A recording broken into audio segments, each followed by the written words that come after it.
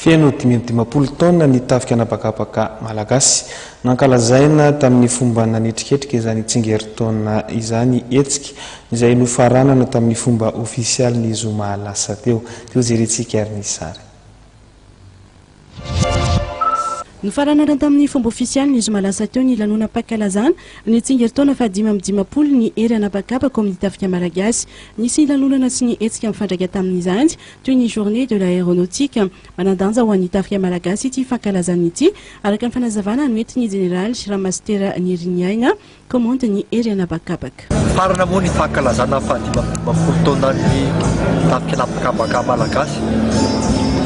Betsaka ny zavatra iainana tao anatin'izay 5 taona izay ary amin'ny fibanjinana fa 5 taona manaraka dia tena ilaina ihany koa ny manamafy fa ny fiaraha-miasa amin'ny mpiantsehatra rehetra amin'ny tafika anabakabaka dia ho zava-dehibe ahazahoana manatanteraka ireo iraka samihafa izay apetraka amin'ny ery anabakabaka malagasy.